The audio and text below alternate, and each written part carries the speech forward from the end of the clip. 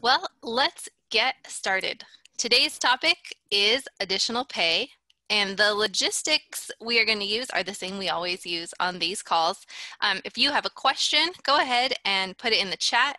Tyler is going to do the hard job on this call, which is manage that chat.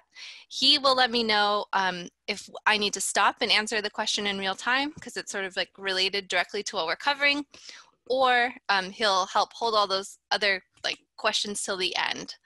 That are not directly related to what's going on in the presentation, and then we'll take them all in a chunk. All right, let's get started. So the topics we're going to cover today is an additional pay overview, just headline information. Then we're going to drill down on the system steps for setting up an additional pay. Then we are going to talk through some different scenarios of how would I enter an additional pay in this scenario versus a different one. Then we've added a new section since the last time we did this presentation about reading additional pay. Because if someone has multiple additional pays with the same earn code, sometimes it's really hard to tell what you're reading on that page. So we'll talk about that, and then we'll be open for Q&A. Okay, let's start with the overview. We'll talk pre-process, understanding the deadline, because it's changed a couple times, an overview of additional pay, and your considerations when you're entering it. So in terms of pre-process, before you enter your additional pay, obviously you guys know there are things you have to do outside of the system to get approvals, to have documentation. All of that still has to happen, right? But in terms of system pre-process, you do want to make sure that you don't have duplicate entries. So you probably have seen by now, there's in the upper right-hand corner of the additional pay page in UCPath, there will be a little link that will say pending additional pays. You can check that to see if somebody has already put the additional pay on that job. I believe, though, that that link doesn't populate until the day after the additional pay is approved, or at least that is potentially the case. So keep that in mind. Try not to enter duplicate additional pays. If you do see that you already have entered duplicate additional pays, right, you go up, you check that link, you see two of the same, you can submit a case to Path Center to ask them to delete one of them using the recurring additional pay form. So we'll talk more about that on a subsequent slide. But in case that occurred too, I wanted to mention it here. All right, now let's talk about the deadline. So the true and official deadline for additional pays is the employee data change deadline. Right after go live, Path Center told us it was the day before the employee data change deadline, and we rushed to, update all of our documentation and push that information out to you. But I think about a month ago, UCPath Center told us that no, it was in fact the employee data change deadline. So that's 3 p.m. on the same day. All of your other transactions are due for a particular pay period. And a reminder that that is the approver's deadline, right? So not just the initiator, the approver has to approve by that deadline. And then this bullet here is just a reminder, you don't need to wait till you're in the pay period where the additional pay will start. You can enter it early if you happen to have the information early.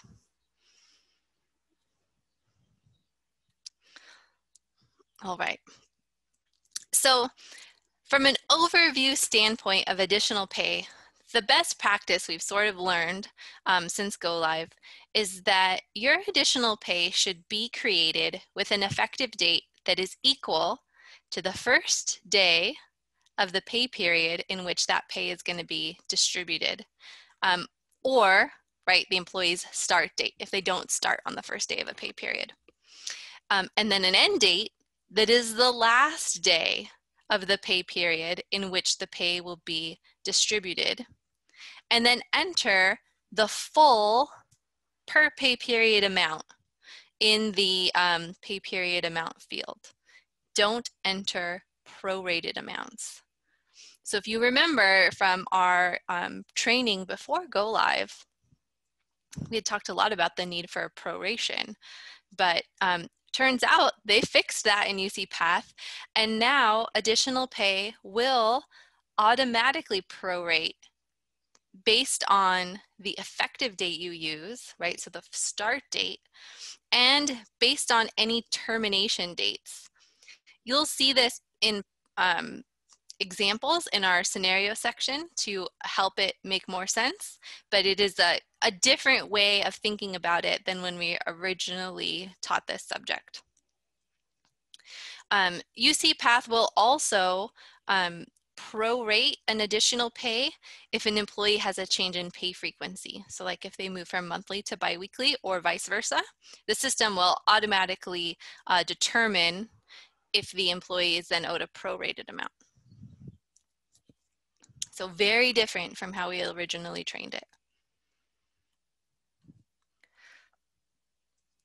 Now, if you are thinking, that's a lot of nuance to remember, Shani, can't I just enter it some way and UCPath just pays the amount I put in no matter what else happens? There is a way to do that.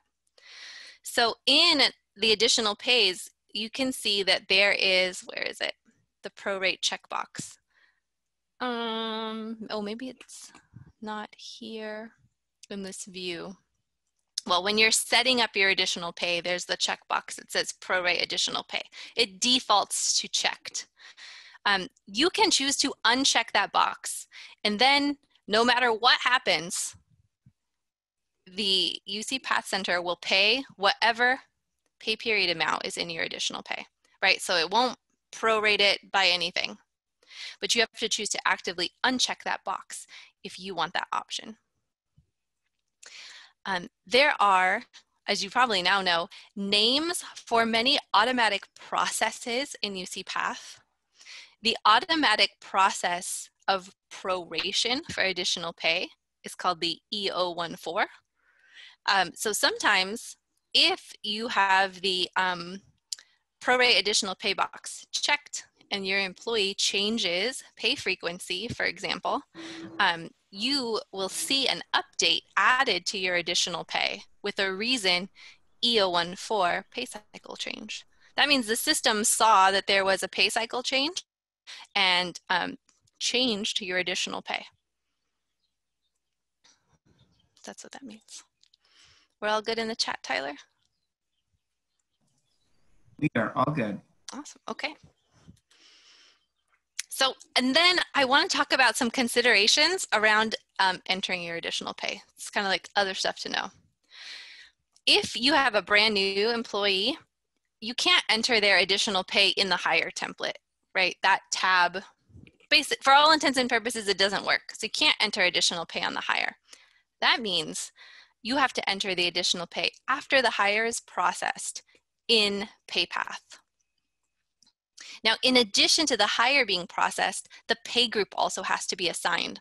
Sometimes the pay group is not assigned until the day after the hire is processed in an overnight thing that happens in UCPath. You can tell that's the case. So say your person got hired, you go into PayPath, you're trying to add the additional pay and there's no earn codes. No earn codes pull up for you to enter. That usually means there's no pay group assigned yet, because your options in the earn code field are determined by the pay group.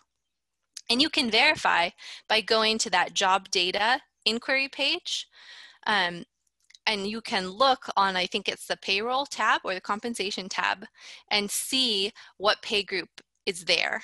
If it says DEF, that means default, means that no pay group has been assigned yet. Hopefully, likely, the next day, the pay group will be assigned, and then you will be able to enter the additional pay. An additional timing consideration is, I believe, you cannot enter the additional pay before the employee's start date. So if the employee's start date is October 15th and their hire is already processed, pay group is already assigned, you probably can't pull them up in PayPath to create the additional pay. This is one of those ones I feel wobbly on though, so if someone has entered an additional pay before the first day because the hire was processed, let us know. but I believe that it's not. I believe you can't do it until their actual first day. So you want to make sure in those cases that you are getting in and creating that additional pay before the employee data change deadline so that the employee's first paycheck is right.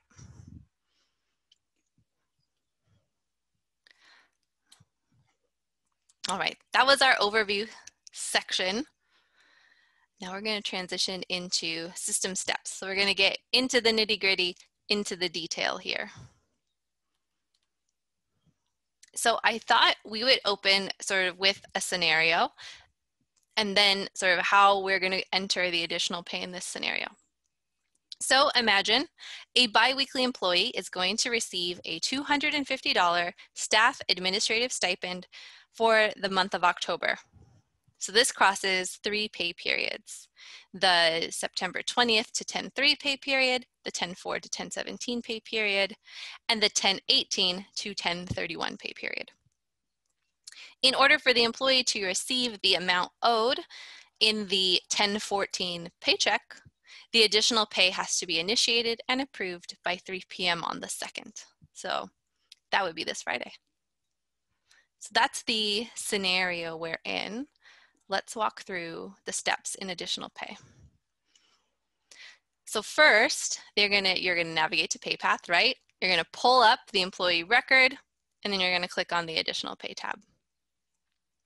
The first thing you'll do is enter the earnings code. So in this case, staff administrative stipend is SAS.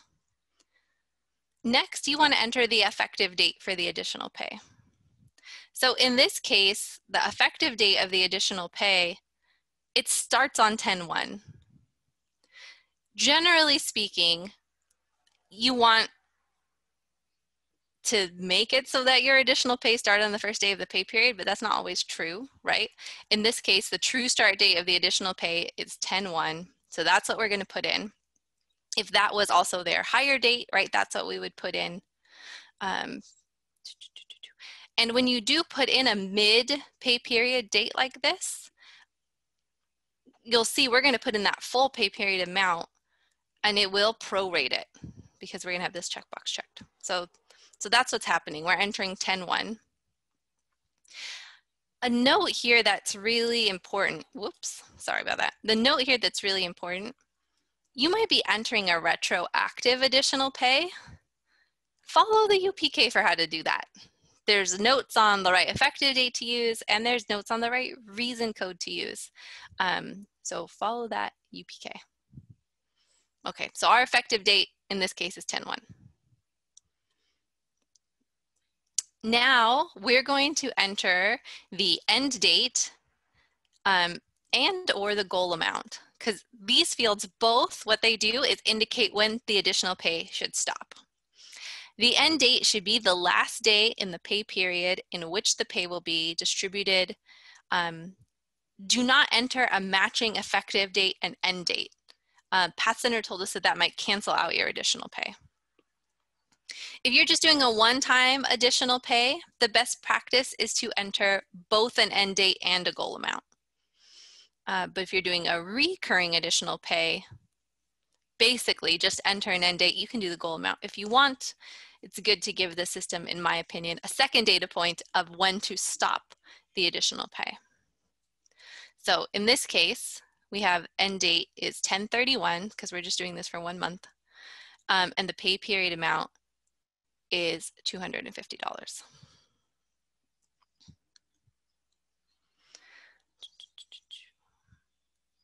Now you want to enter, yep, okay, so pay period amount. Okay, note here on the pay period amount. Do not enter a prorated amount. Enter the full amount. So in this case, right, 10/31 is not the last day of a pay period, right? But I'm still entering just one additional pay and the full amount because the system is going to prorate this additional pay. If you put in a prorated amount, it will prorate the prorated amount. I know that's really confusing. If you would rather not have to think about that, you can pretend that additional pay doesn't prorate, uncheck that box, and enter multiple additional pays. Completely up to you. Then you want to make sure to select the appropriate reason here from the drop-down menu. So in this case, we're doing new additional pay.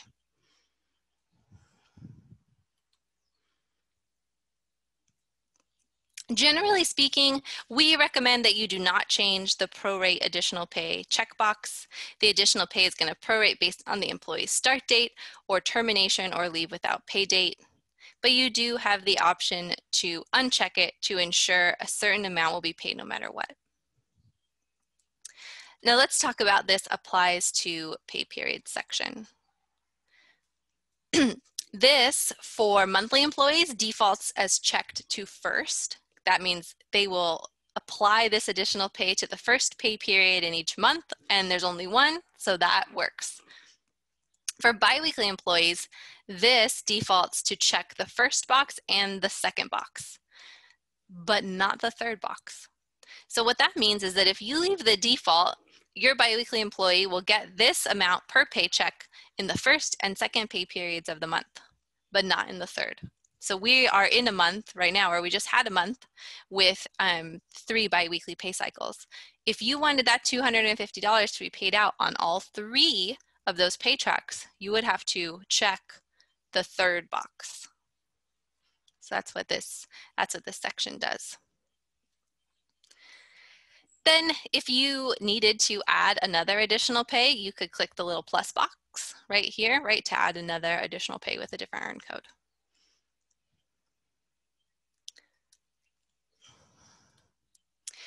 After that, you got to navigate over to the job data tab to enter your comments. These are the comments that get saved.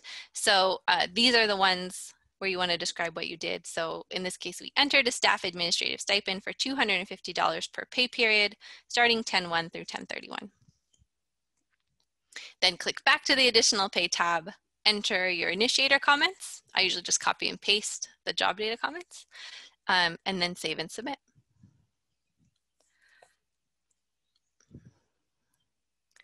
So those are the main system steps.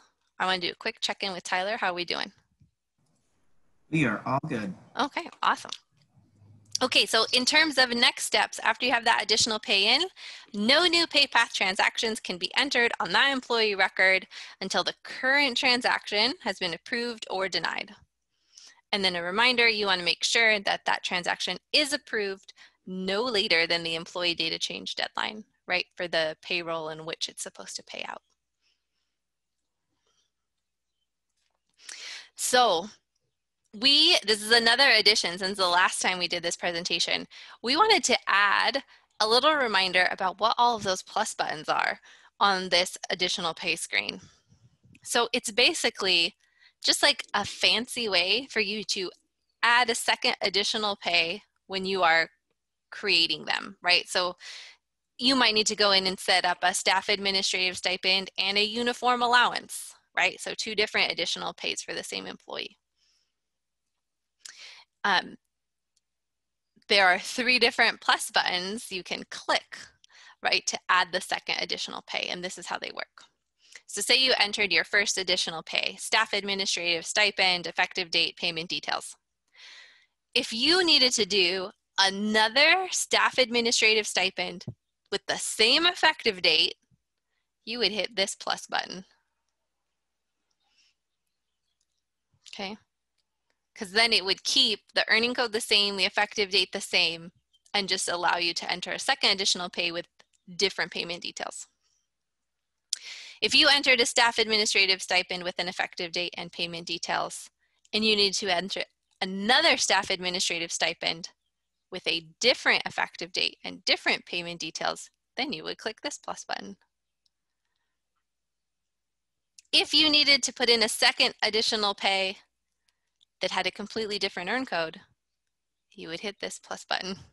So that's what they're for. We have a best practice for what to do when you have multiple additional pays with the same earn code, especially, and if they have overlapping effective dates, which we'll talk about shortly. But that's what all these plus and minus row buttons are. I feel like you should pretend that these 2 don't exist. If you've entered one additional pay and you need to enter a second one, click this plus button. If the earn code and effective date match, you can just retype them, right? I think that these are a bit much.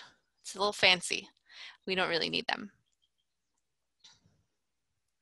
And that's what this slide explains. Yeah. And so in terms of what the module will support, it does just so happen that you could enter all kinds of additional pays, like if appropriate, if the employee really earned them, you could enter like 6 additional pays, all with different effective dates and payment details in a single transaction. If you needed to, if you wanted to, you could do that. It supports that functionality, but I think that's rare. All right. Okay, let's talk about this best practice for multiple additional pays with the same earn code. One sec. All right. So the best practice is if an employee earns 2 or more additional pays with the same earn code and overlapping effective dates, you should submit your additional pay entries by unique amounts per pay period. What does that mean? It's hard to explain without an example. So let's look at an example.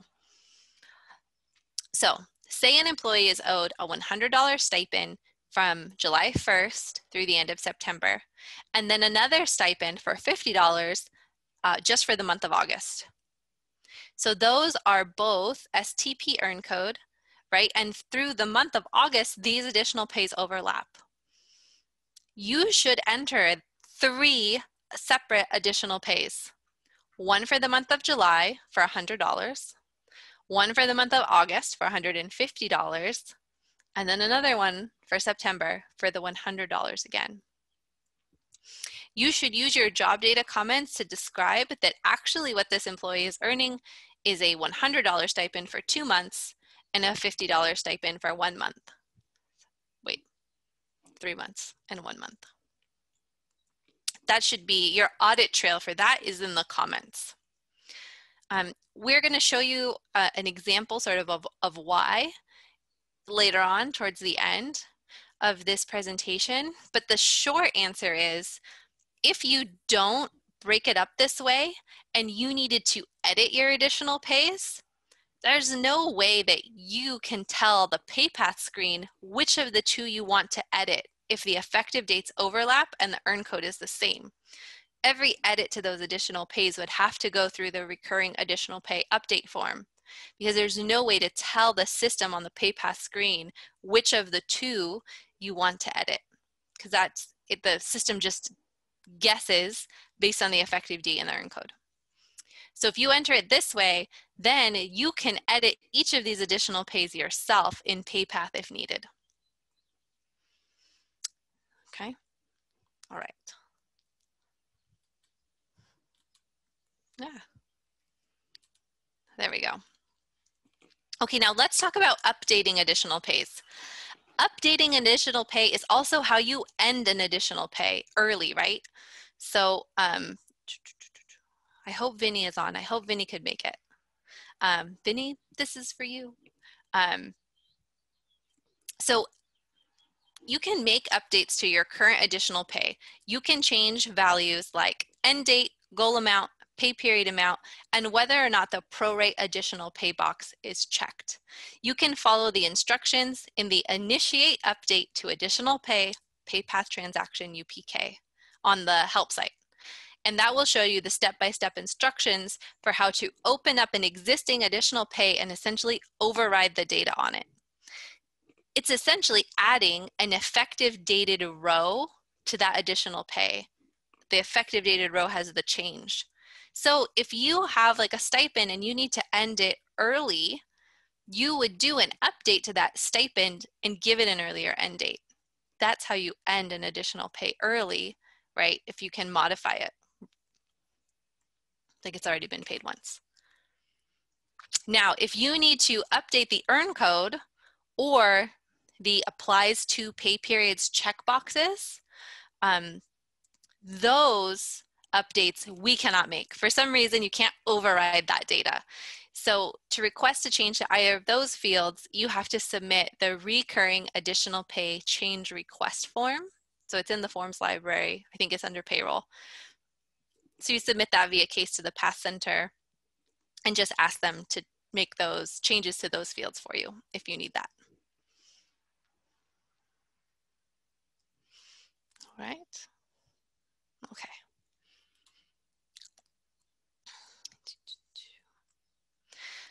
So, okay, here's a little more about ending and canceling additional pays.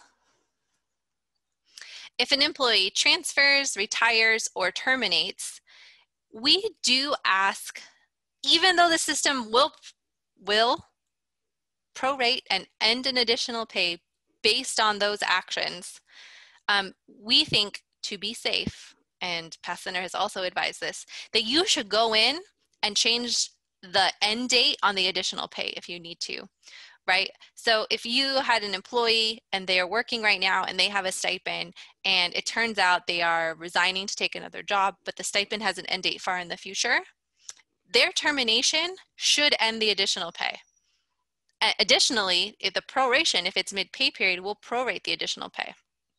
However, we have heard that sometimes the additional pay may continue to pay out after things like transfers.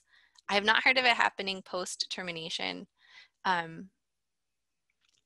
but to be safe, it is our official recommendation that if you know what pay period you want an additional pay to end, and the end date does not reflect the last day of that pay period, you should update it, even if the employee is transferring, retiring, terminating. So that means you would go in, you would follow the UPK for initiating an update to your additional pay, and you would make the end date on that additional pay the last day of the pay period in which that employee is working. Now, in some cases, you may have submitted an additional pay and it hasn't paid out yet. In that case, it's just sitting sort of in that link where you can view where it sits on a staging table in payroll at Path Center. From there, you can't edit it. If you needed to edit or cancel an additional pay that hasn't paid out once, so isn't visible in the current additional pay side of the page, then you can use the recurring additional pay change request form to make those requests of the Path Center. One thing we learned, which was like sort of alarming, when you ask the Path Center to cancel an additional pay you've submitted, it will eventually show up as a current additional pay, but they will uncheck the OK to pay checkbox, so it won't pay out. So you'll still see them on the employee's record, but they won't pay if the OK to pay box is unchecked. All right. Okay. Now let's talk about entering retroactive additional pay. So you can definitely enter retro pay or additional pay retroactively. What the UPK will tell you to do, and you should review it before entering a retroactive additional pay, it will tell you that you should use an effective date that is the first date of the pay period in which it should have originally been paid in the past. And then for your reason, you should select the one that says retroactive additional pay. You can only use a date as far back as conversion.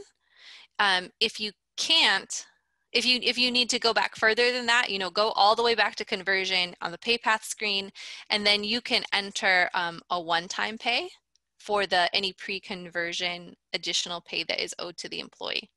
Or if you're a department that uses the 618, the 618 file, which is basically a flat dollar pay file, you could include it there as well. The system in this case will automatically calculate the amount as needed for each prior paycheck and provided that the employee has already been paid at some point and that the earn code selected is configured as a retro eligible. So what does that mean? So that means, say you enter a late hire who has an additional pay. They've never been paid before, and you enter that retroactive additional pay, nothing will happen because the employee has never been paid before. But if you have an employee who has been working, who has received paychecks, and you enter a retroactive additional pay, the system will automatically pay everything they're owed.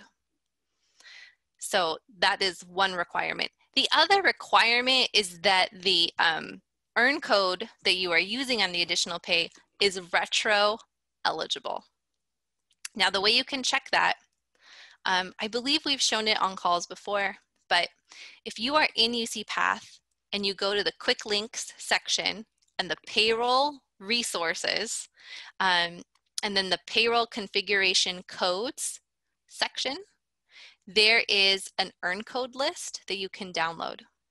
You can do a Control F to find the earn code for the additional pay, and then you can scroll to the right till you find the column that says whether or not that earn code is retro eligible. All right. Okay. Tyler, we're good still? We are golden. Okay, excellent. All right, so that was a lot of theory. Let's talk some scenarios. So in this scenario, we've got a mid-pay cycle end date. So a $100 stipend for a monthly employee for the month of July and August. That's what we've got to enter. The employee is going to terminate effective 8/16, which means their last working day is 8/15. The employee should receive $100 in their July check and $50 in their August check, right? Monthly employee. In this case, we're going to enter a single additional pay. The effective date is 7/1. The end date is 8/15. The pay period amount is $100. This will make sure that the employee gets $100 in July and $50 in August. Right? That makes sense, right? Okay, let's take another one. Here we have a mid-pay cycle start date. So same thing, we got a $100 stipend for a monthly employee for July and August. The employee will start work on 7/15 and they should receive $50 in July and $100 in August.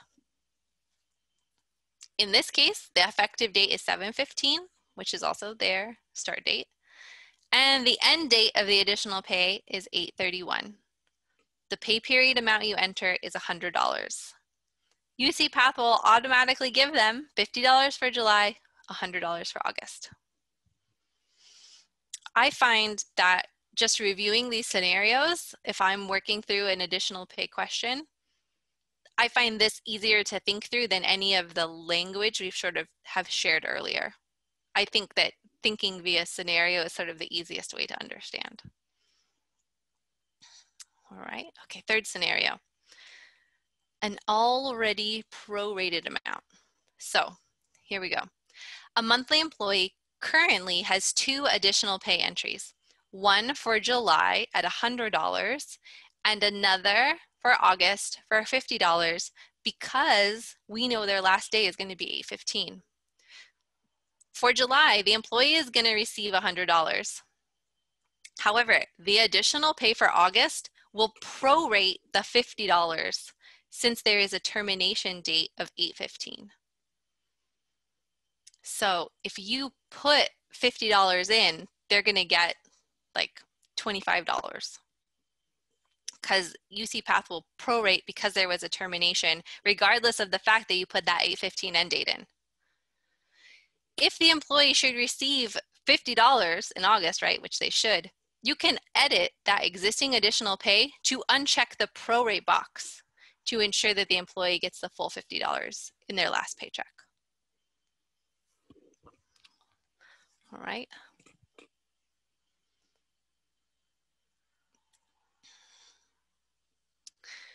Okay, let's talk about scenario 4. So scenario 4 and 5 are both about our retired employees who retired, I mean, not technically effective 7/1, but our July retirees.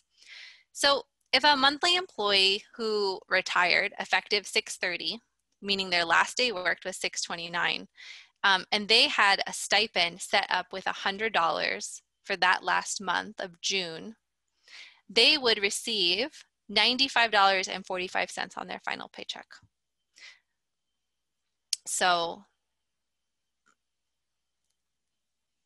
that means, pardon me, right? Did I say that right? Non-prorated amount. Yeah. So we put 6/1 through 6/29 as the effective date and the end date, but we put the full amount. UCPath is going to prorate that full amount based on the retirement transaction and give them $95.45 on their final paycheck. Now, compare that to if we had entered the prorated amount, $95.45, in our additional pay with the effective date 6/1 and the end date 6/29, that employee got $91.11 on their final paycheck because UCPath prorated the $95.45 based on the retirement transaction that was submitted. So that is like a $4 underpayment, essentially, right? We owe that employee $4. I find that comparison also helps me think about it. I'm going to pause here, check in with Tyler, see how we're doing. Any questions? No, questions are going well in the chat, so we're all good. Awesome. Okay, perfect. All right, those were our scenarios. Oh, we're doing good on time. Let's talk about reading additional pay that is kind of complex. Vinny, if you are on the line, special thank you to you. Vinny is the one who showed me this example and helped me think through how we could talk through how to read additional pays that look like this. Okay, so here's the scenario we're going to talk through. This is the screenshot when I go to PayPath and go to additional pay. This is what it looks like. So this person has 2 additional pays. They both converted from PPS. The additional pays have the same earn code, so they're both STP stipends, and they have overlapping effective dates. Each of the additional pays has been updated 1 time. So what does that mean? That means there are 2 additional pays, and each of the 2 additional pays has 2 rows on it, essentially. The original row, right, and then the update.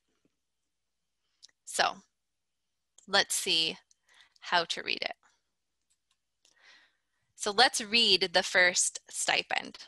The first thing I want to point out is that we're going to use these buttons to click back and forth, essentially to look at the different effective dates that pair with the different payment details. The way we can tell we are looking at one single additional pay, both of its rows, is by looking at the additional sequence number. So what these mean is that this is the same additional pay. This is the 7/1/2020 row on this additional pay. This is the 5/1/2020 row on this additional pay. You can think of this as additional pay number 1, right? If you imagine a check, this is additional pay check number 1. So let's look at the 7/1 row. This stipend is for $1,341.70 per pay period from 7/1/2020 through 6/30/2021, right? That's what this says. Now, if I click the back button, I will see that this effective date changes, right? We're looking at the 5/1 row, and it shows me what was that additional pay like on that row. So this is the same stipend, right? Because we have matching additional sequences, but we are looking at it before it was updated effective 7/1. This stipend converted, right, reason conversion, and was originally set up to pay the same amount, $1,341.70, from May 1st, 2020 through 6/30/2020, right? So obviously the update that happened was to extend this additional pay. So effective 7/1, now it has a new end date. It goes all the way through the end of June next year. So by clicking back and forth between these two rows, we can look back at how the additional pay has changed over time. The way we know we're looking at the same additional pay is because the additional sequences match. Now, I can tell you that in practice, keeping it so that these match and you're clear which effective date you're looking at is kind of a pain, because these two rows, like these two sets of back and forth buttons, work independently. So you could conceive of, anyway, it's hard to tell what you're looking at sometimes. If you are struggling to read it, I suggest do what I did here, like take a screenshot, drop it into a doc, draw boxes if you have to help yourself walk through it. I literally had to do that, not just to show you on this slide, but to understand and read the additional pays in order to figure out how best to show it and talk through it. Okay, so that's stipend 1. Let's talk about the next one. So reading stipend 2. So you want to like clickety click until, or you might have to start here. You want to click until you get additional sequence 2 to pop up, right? And then once you're looking in additional sequence 2, you can click back and forth on the effective dated rows. So so on the later effective dated row, the stipend is for $550 per pay period from 7/1/2020 through 6/30/2021. If you click back, you'll see the 5/1 row, right? Same stipend, but it was before it was updated. It originally converted, and at the time of conversion, it was $400 from 5/1 through 6/30. So what happened is that we went in, right, to update this additional pay effective 7/1 to increase it and extend it. So, right, so by clicking back and forth and matching up our additional sequences, right, which again, think of it as like, this is additional pay check number 2. How has this little additional pay check changed over time? That's how you can read it. Again, strongly suggest if you have to, do some screenshots and look at it in a document. So this example sort of explains why we have you do this best practice, right? Okay, so in the example we just went through on the previous slides, there's no way to override the existing additional pay data because those two additional pays, they have the same earn code and they're active in the same dates. So if you go through that UPK for updating an existing additional pay, basically the way you do it is you put in an earn code and you put in an effective date.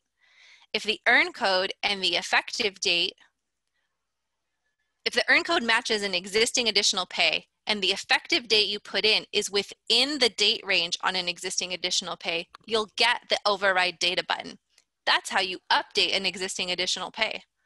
Well, in this case, the system doesn't know which one you want, right? Because the dates are the same and the earn code is the same.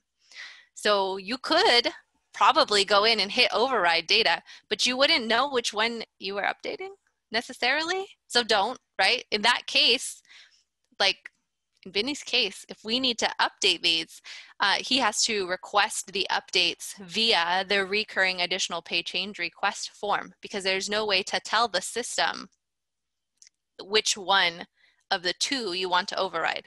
You can't tell it additional sequence 1, additional sequence 2, as far as I know. So that is why the best practice is these 3 separate additional pays, right, in this scenario, so that then each one could be updated here locally without involving the Path Center. All right, so that section was sort of our addition from the last time we presented this. You know, quite a testament to how much the campus learns as we go. So I wanted to summarize what are the big things to remember. You want to make sure your additional pay is entered and approved by the employee data change deadline. It doesn't need to be the day before. Best practice, if you can, is to enter your additional pay with an effective date equal to the first day of the pay period in which the pay will be distributed, or the employee's start date, and an end date that is the last day of the pay period in which the pay will be distributed. And the pay period amount should be the full amount, not prorated, and you'll let any termination, right, drive a proration. If you don't want to have to think through that every time, I don't blame you. You also have the option to uncheck the prorate additional pay checkbox. And then you're just telling the system between these dates, pay this dollar amount. Don't do any thinking, system. Just pay that amount. So you also have that option. You are not able to enter additional pay until a hire has been processed, a pay group has been assigned, and the employee's start date comes around in real life, right? So that is a major timing concern. I think we have like a lot of timing concerns around additional pay, and that sort of summarizes the 3 big things you have to think about. If an employee earns 2 or more additional pays with the same earn code and overlapping effective dates, you want to enter those as unique additional pays for like unique amount and unique dates, like the example we had. If that language is hard to understand, which it sort of is to me, I would just review the example. Now, if you need to update the earn code, the applies to pay periods, or cancel an additional pay that hasn't paid out yet, you must submit the recurring additional pay change request form via case to the Path Center. And then I wanted to put these 2 UPKs on your radar. We do not have job aids that describe these step-by-step instructions, but you need them. There is the initiate update to additional pay UPK that will show you basically how to, enter the right earn code and effective date and press the override data button to update an existing additional pay, and a UPK that will show you how to enter retroactive additional pay. And it gives you sort of the caveats around when will that trigger owed retro, which is basically, is the earn code configured to do that? And has the employee received a paycheck before? If, we are going to share this deck, I'll drop it in the chat like I always do, but the vast majority of the content in this deck is in our local how to submit one-time and recurring additional pay job aid. We literally took the text out of the job aid and dumped it on slides. Even the scenarios are in that job aid. So I suggest you download and take a look at that, as well as reference this presentation if you would like to. All right. Thanks so much for sitting through all of me walking you through this presentation.